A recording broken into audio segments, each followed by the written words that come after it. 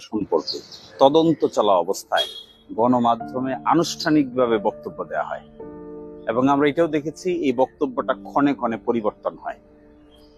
এতে যে ধরনের বিভ্রান্তি তৈরি হয় তাতে তদন্ত কার্যক্রম সিরিয়াসলি ক্ষতিগ্রস্ত হয়। এবং বর্তমানে যে সবচেয়ে সেন্সিটিভ কেসটি চলছে, যে ঝিনাইদহ সংসদ সদস্য যে আজিম সাহেবকে নিয়ে যে ঘটনাটি ঘটেছে, এটাকেও বারবার বিভিন্নভাবে গণমাধ্যমে কর্তৃপক্ষ কর্তৃক বক্তব্য দেওয়া হচ্ছে, অথচ মামলাটি তদন্ত চলমান। এটি আমরা দেখেছি নুসরাত হত্যার সময় হয়েছে, আবরার হত্যার সময় হয়েছে এবং ফেনীর ইকরাম হত্যার সময় হয়েছে।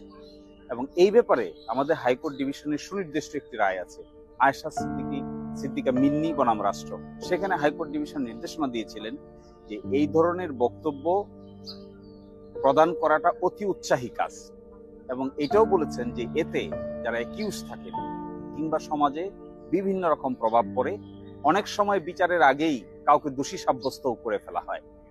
এই জন্য সেই জায়গাতে হাইকোর্ট ডিভিশন বলেছিলেন যে এই সংক্রান্ত অতি দ্রুত একটি নীতিমালা তৈরি করা হোক। স্বরাষ্ট্র মন্ত্রণালয়কে নির্দেশ দিয়েছিলেন, আজ পর্যন্ত এর কোনো নীতিমালাও তৈরি হয়নি।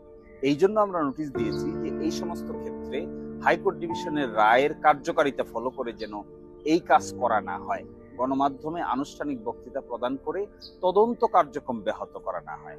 এই বিষয়টি যদি তারা না করেন তাহলে আমরা উচ্চ আদালতের শরণাপন্ন হব হাইকোর্ট ডিভিশনের রায়।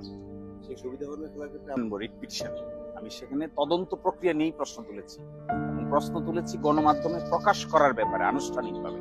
বিভিন্ন জন বিভিন্ন কথা লিখতে পারে, সাংবাদিকরা ইনভেস্টিগেটিভ জার্নালিজম করতে পারে, কিন্তু যে বা যারা তদন্ত করছেন এই বিষয়ে জড়িত আছেন তাদের পক্ষ থেকে সময় সময় বক্তব্য আসলে এটি বিভ্রান্তি তৈরি করা ছাড়া আর তদন্ত ক্ষতিগ্রস্ত করা ছাড়া আর কোনো কিছুই রেজাল্ট হবে না এখানে।